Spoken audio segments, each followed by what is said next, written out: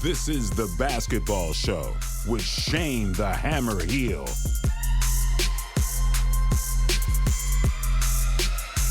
What they gonna say next?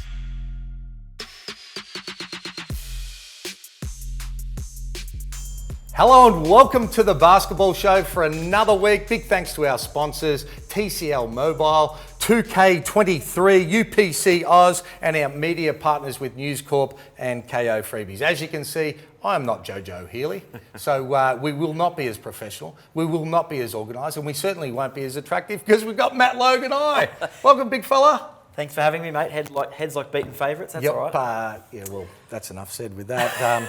A couple of things. Our sponsor, 2K23, they've got NBL jerseys on their games now. Check this out. Like, this is like bringing back all my childhood memories, except you can Is that NBL 23? singlets. Oh, 23 bullets. Wow. And Wildcats. Jeez, how far But they back do look is that? smick. Because, you know, as I said, growing up, Shane, you could pretend you were Michael Jordan or Shaquille O'Neal and... Well, Andrew Gaze. Or the great Andrew Gaze with the token boomers. Have we got look at retro? that. Retro We ones do. as well? Heritage round this weekend, NBL. Oh, we love it. Watch Good out. stuff. Talk about big events, the WNBL. They announced, Southside announced with the WNBL that on February 4th, the Sydney Flames are playing John Cain Arena, trying to get 9,000 for the GOAT, Lauren Jackson. How good? Oh, it's fantastic. It's fantastic for women's basketball. The fact that it's a bit of a discussion, you know, that women should be playing at big stadiums a long time ago, but they're trying to create history. It's great and capitalising on Lauren's success. But there's a bit of a backstory there that there was an option to go to Tasmania and that didn't work out, Shane.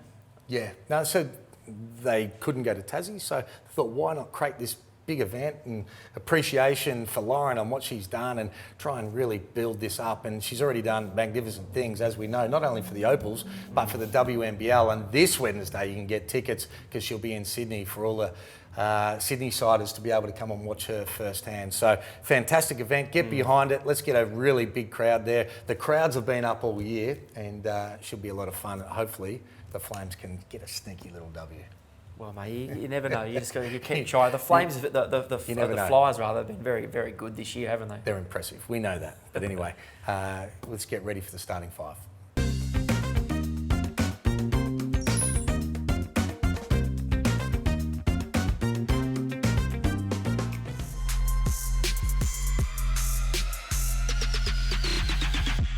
All right, time for the TCL Mobile starting five, the original starting five.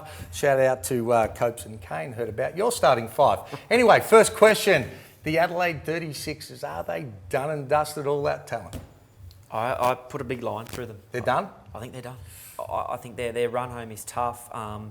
They host the in-form Melbourne United. That's a big game on Saturday for Adelaide. I'm just not sure about the chemistry, Shane. Well, bit of talk about them not probably gelling in the locker room as well, or there's talk of that. I've heard similar things around a lot of talent there at Adelaide, but they're just, you can see it within games. They're inconsistent within games, offensively and defensively. The weekend was proof. They had chances. They had big chances to get it done, and they just couldn't get it done. Open air game against Perth. Yep. Perth were just way too good. They were. It just goes to show, Shane, I just think talent can only get you so far, particularly in this league and how close it is. Yep, no doubt about that. Unbelievable from being an NBA team to potentially missing out on the top six in the NBL. New appointment in Brisbane. Talk to us. They need it. Well, they do. They need something. Yep. Whether it's good PR or a good move, that remains to be seen. But Stu Lash, he was a director of player personnel at the Memphis Grizzlies. He'd previously spent 5 seasons at the Denver Nuggets, and he's been brought in as a director of player personnel at the Brisbane Bullets, an advisor. I don't know what you're hearing, Shane, but the move is to help Aaron Baines get to the NBA, but his agent. An interesting tweet. Over the weekend. A friend of the show, Daniel Moldovan, hopefully we can get to see this tweet. Because I sense a little bit of sarcasm that maybe Daniel, with all the clients and the contacts and everything that he's got, may not need old Stu's help.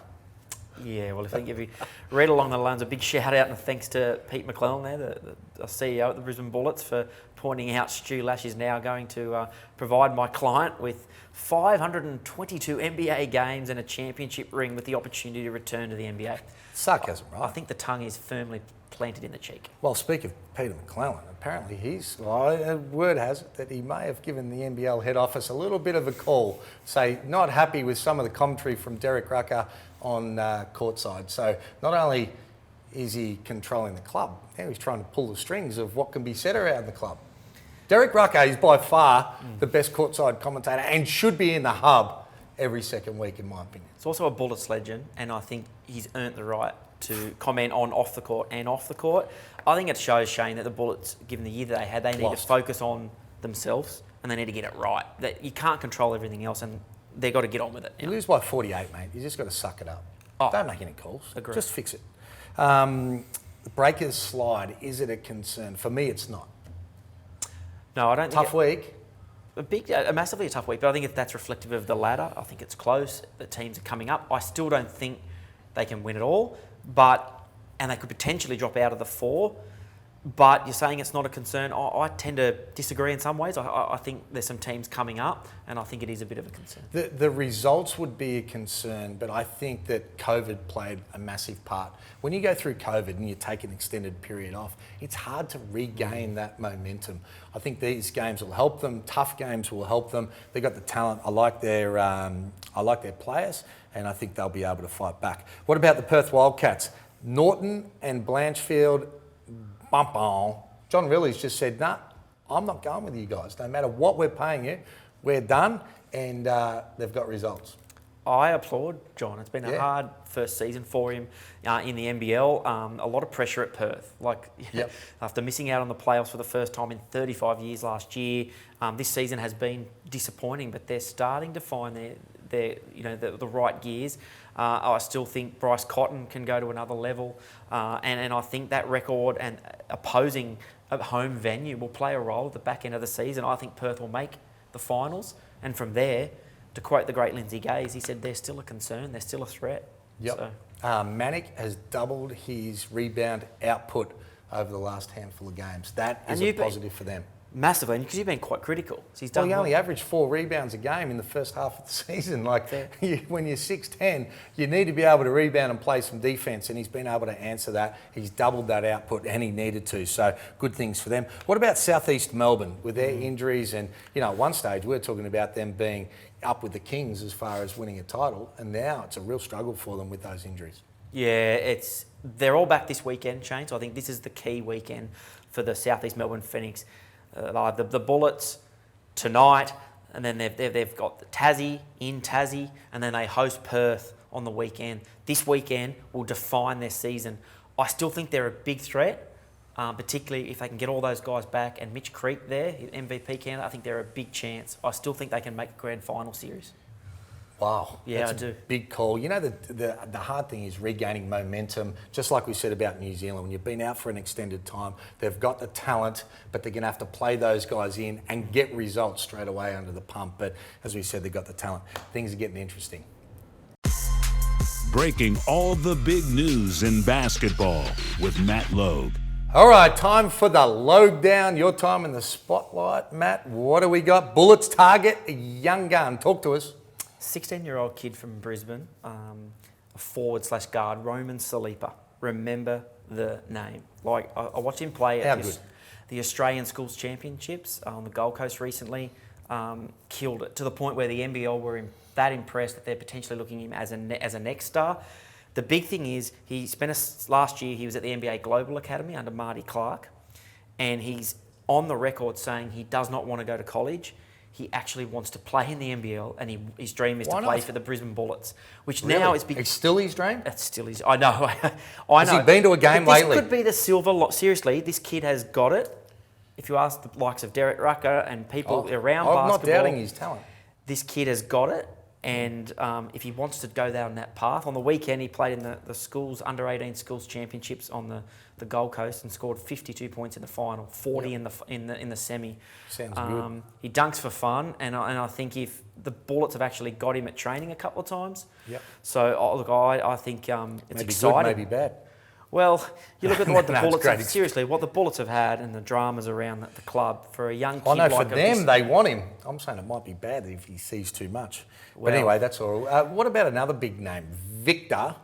Wembanyama, the Almost- young French. This is where we need Joe. We do need Joe here. Professionalism. We'll give Joe. Almost ended up at the NBL. Unbelievable. Well, it came across my table late last week, Shane, that for this season that the NBL had a crack at Victor to be a next star for this season. Oh my goodness. Now we're seeing 740s projected to be number one in the draft, hailed as arguably going to be the best basketball player ever, and the NBL were right in the mix to the point where the people within the NBL thought it was done. This kid's skills at his size of being able to play on the perimeter and the way he shoots and block shots and finishes is absolutely unbelievable. Now, he's chosen to go to play in the French league under a coach who has a proven record of development. But my question is, wow, the fact that the NBL were even in the conversation, I think is a win. Fantastic. Throw a few more croissants in. All right, NBL scouts hit town. Talk to me. Who we got? Who are they after? Well, the obvious one is repair at the Brisbane at the New Zealand Breakers. Like, he's projected to be a first-round pick. He's had a wrist injury this year, so we've hardly seen much basketball. But he's shown it athleticism-wise, he's got the talent. The big one is Xavier Cooks. I got a call last week from an NBA guy associated with scouts and NBA draft, asking all these questions about Xavier, saying that there'll be scouts coming out and they want to wine and dine. They want to watch him play and they want to have a conversation with Xavier about a path going forward.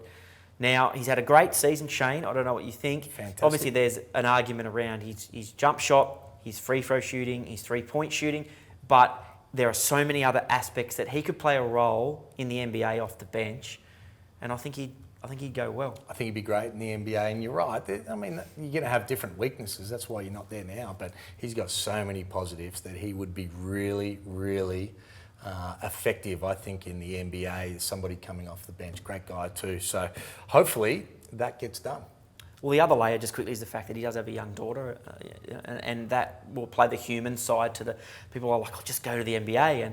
But the sacrifice of that, and hopefully something can be worked out there. But I know that's something is close to Xavier. But when the NBA come knocking, I think he's going to make something work there. Keep us updated, mate.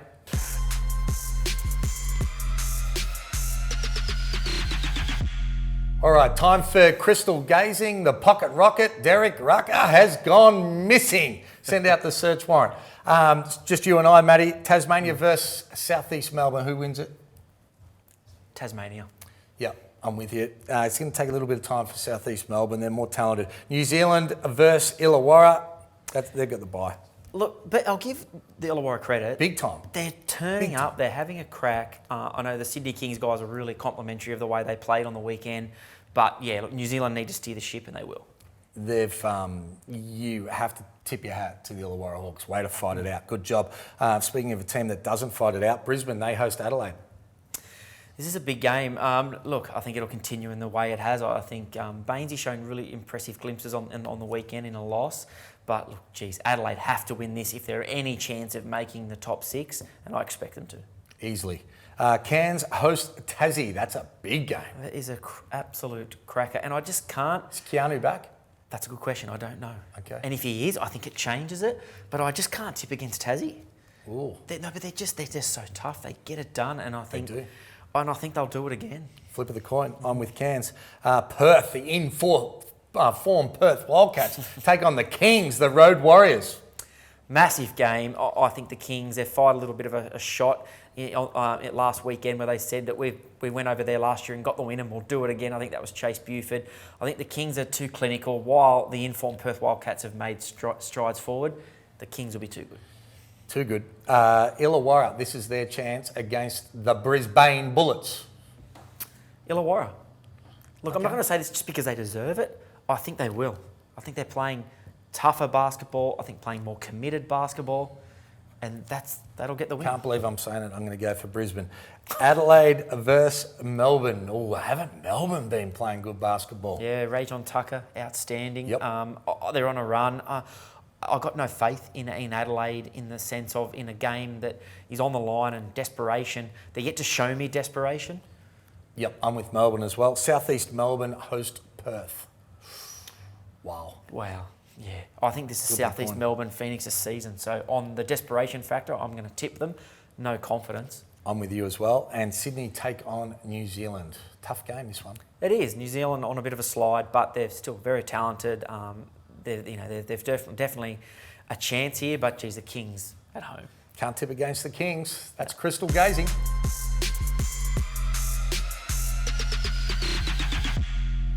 All right, time for Points Made, brought to you by UPC Oz. This is you and I, Matty. We're talking NBA. We're at the halfway mark of the NBA season, getting very interesting. In the West, top four, who drops out, who surges, who goes back? What's going to happen? Talk to me. I think we'll see some changes in the top four. I think we'll see the Golden State Warriors rise. I think. To what level?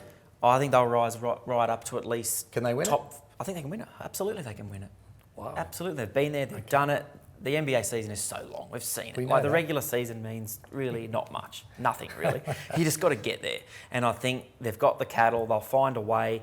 I think the likes of the Pelicans potentially could drop. I think they've had a good season so far, but I don't really see them as a legitimate contender in my eyes. That's just my opinion. And Sacramento, I think they've had a great year. I think it's a bit of very impressive, but I still think someone like a Dallas with Doncic on his day, they can climb a bit higher. But it's a battlefield. Phoenix have been disappointing. Oh, unbelievably. What about OKC? Josh Giddey, he's such a good story. I love seeing him succeed.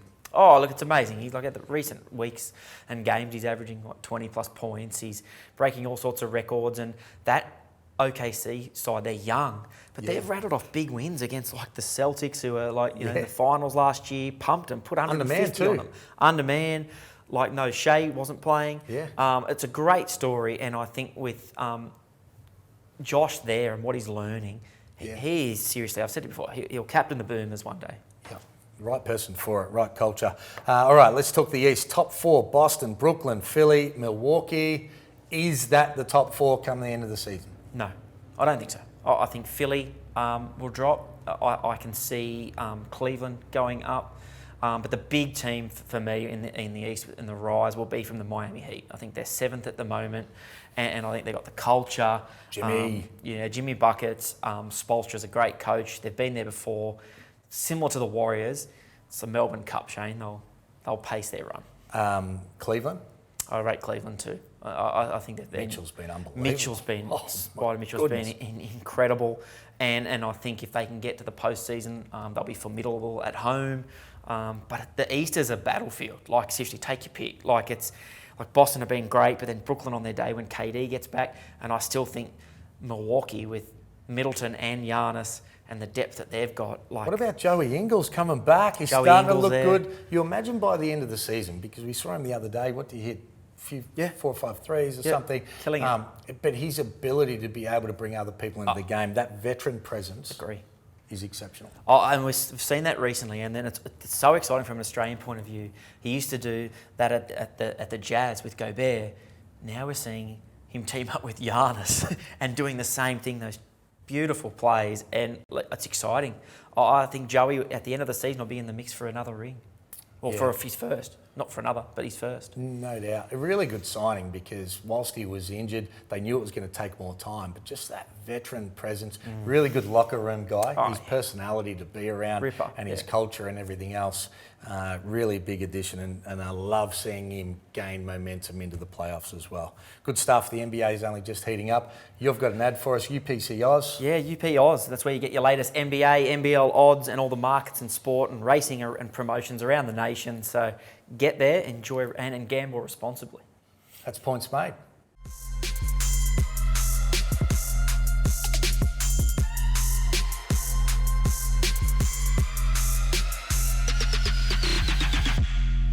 All right, time for In Depth, brought to you by 2K23, and we've got none other than the superstar from the Sydney Kings, point guard Derrick Walton Jr. Welcome to the show, mate. Appreciate you guys for having me. Well, mate, we know you've played all around the world. Talk to us about the difference of playing in the NBL compared to playing in America or the EuroLeague. For me, honestly, just The playing styles is always, they differ. I think this style, the Australian style, is a lot more like the NBA that I'm accustomed to. The EuroLeague style has its own style, and they all unique in their own way. Some a little more physical, some is a little more fast-paced. But at the end of the day, basketball is basketball. You try to find five guys to be on the same page to win games, and I think I ultimately try to keep that in my mind, and they usually kind of like cancel a lot of the differences within the game itself, like referees and whatnot. So just trying to keep everything super simple is kind of the key for myself. Derrick, how have you found the Sydney Kings? Obviously coming off a championship, and they're known for their professionalism, but from behind the closed doors and from your point of view, what makes the Kings so successful and so special? For me personally, just the transparency that they kind of laid out to me once we kind of first started to engage in conversation has been kind of everything they've said. We've had put a plan together that's worked towards the exact transparency conversation that we had prior to. And just everybody's all in trying to get the best and the most out of themselves every day. I think that's the best way to kind of put it all into words. Like everybody's coming to work trying to get something out of it and enjoying it while doing it. And right now, of course, it's leading to wins and us, being able to play so well. Of course, that helps. But overall, I think the vibe and the transparency for me was the biggest things that I've taken away so far. I was just going to say, does the professionalism, you talk about the NBL being the closest thing to the NBA in terms of playing style, but what about the professionalism off the court? Like, is that NBA-like in some ways? I think everyone here holds themselves to a certain standard and with their own regard. So, yeah, you can say that. I mean, for myself personally, I try to kind of fly under the radar when I don't have to be, and it's pretty much the same for a lot of the other guys here. When you do have to show face, you have to be all in. But other than that, just handling your business and doing everything and keeping everything that you are prioritizing first is pretty much what everybody does around the club. I've been lucky enough to watch you guys train a lot of times, and Chase Buford just brings so much passion to the team and so positive with what he does as well. It certainly would help you having that same style with an American coach. Oh, no, definitely. Just being able to have a conversation, very, very blunt conversations without any confusion is always a help. Us probably dealing with some of the same type of woes about holiday seasons coming around and being without family. Just having someone that basically can kind of say they can understand where you're coming from, where most people won't, and that's definitely helped me a lot. Just being able to be comfortable and allow myself to be able to be myself this entire season. I got to know, I was at a training session the other day. I reckon it was 40 degrees, and you were wearing tracksuit pants. Can you fill me in what's going on there? I started doing that probably when I was like in my second or third year with the Clippers, and it just kind of stuck. It's always been something very comfortable for me. And then the gym being hot, I always love hot gyms. So if I can get like myself to layer up and it be a little hotter, it kind of helps me. I don't know why, it's just a personal thing. I love it. Derrick, a couple of weeks ago I did a story with you around some of your memories from Michigan, and it was well known at the time in the United States around a plane crash, or the plane slid off the runway before you were going to the NCAA tournament. And but that moment and the bonds that you were able to build with that team, and Duncan Robinson, who's now with the Miami Heat, is someone that you keep in contact. How much perspective has that given you, like moving forward and in life and in basketball? That was kind of a pivotal point for me when it came to basketball. It kind of allowed me to separate the two things, whereas everyday life and then something that we get to use as some of us as a tool in the vehicle to kind of provide better lives for ourselves, and then some of us for the sheer love of the game. It just kind of put it in perspective for me. Just in those moments, basketball was very second for me. Remember calling my mom immediately after it happened and just realizing that we were on our way to a basketball game, and then our lives was kind of at stake. So. Each day I kind of wake up with a little more gratitude, of course, and I take things a lot more serious. I think that's why I've always, rather recently, people have always said my facial expression is very like stoic and probably still. It's just more so because I like to stay even keeled, just because I've been in situations where the highs are the highs and the lows are the lows, and I kind of just always want to be as constant as possible, and I think that's even keeled, even when those situations arise, honestly. Mate, you've played in the NBA, and I've got no doubt in the right situations you could still be there and could be there in the future as well. I want to talk to you about Xavier Cooks, because I think he can play in the NBA as well. He's got that skill set to play a really good role in the NBA. There's a handful of scouts coming out this week. What's your take on him? Yeah, I mean, the league is changing, of course. My time there, obviously, it changes each and every season, and sometimes within a season. But it never hurts to be able to be multi-defensive, have those abilities, and he has those, of course. Being able to guard 1 through 5 is going to be huge, at that level, just due to the fact that it's a lot of space, and being able to cover that is important. I think he has a lot of those intangibles, and of course, offensively, he's a guy you can kind of put the ball in his hands and let him make plays for himself and others. So I think he has a lot of things going for himself. Me personally, I don't honestly know exactly how those things work for other players, but I think that league is kind of very, very, very, very potent about it. They feel like you're deserving and you are obviously capable, they'll come and find you. And I think he has the ability. And just for a lot of people, it's all about, situation and fit. I guess, Derrick, you've played against some cracking games against some teams. The Phoenix game was outstanding, and you went up against Mitch Creek. Is there a rival player that you've enjoyed watching play when you get a chance? I know the Bryce Cottons. Is there someone in the league, a rival player that you actually sit back and appreciate? More so like guys I done played with. I'm very, very competitive, man. It's hard for me to turn it off. So I wouldn't say I give credit when credit is due, but I'm more so a competitor when it's time to kind of like line it up. So the guys that I play with, like Peyton Siva is a guy I always kind of watch just because we're close. Cleveland is a guy I had, a stint with in Chicago. I keep following him close. But overall, just when I get some free time or I don't have anything to do, I just like to watch the games because I'm just a basketball guy. I like to stay up to date on what's going on. And, of course, just continue to kind of grow personally. So I wouldn't say it's just one person that I particularly watch. I think the league itself, from top to bottom and from 1 to 10, is always enticing and exciting game every time you cut it on. So there's always something going on every time you cut a game on. Well, I got the Sydney Kings going to the grand final. If there's one other team that you had to pick that's going to be there, who's the best team outside of the Sydney Kings? I say I think Kansas is good, of course, just because of the way they play. And I can also see like guys, Tazzy being a problem down the stretch, just the way they play, their playing style. But I've learned very quickly that this league is, you got to go play each and every game. So you can be favored on paper and then still not work out of your favor on the scoreboard. So those are the two teams that I do think, but I do understand now that everything has to play itself out. Everybody has to play. I like it. It's a great answer. And I think it resembles where we're at so far on the run home show. And we've seen that. A team like Adelaide that have just got so much talent on paper and could beat anyone on any particular night, but look like they're going to find themselves outside the top 6 unless they go on a serious run, sort of is testament to the talent in the NBL right now. No, definitely. I agree. I wouldn't even say it's games where the guys are like teams like we play Colorado the other night. Their record doesn't show it, but they play a lot harder than their record shows. And then teams that are probably in the middle of the pack are guys that still figuring out, or getting guys that's coming back and still trying to find their groove around this time of the year is still kind of tough to put a game plan together and still executing it.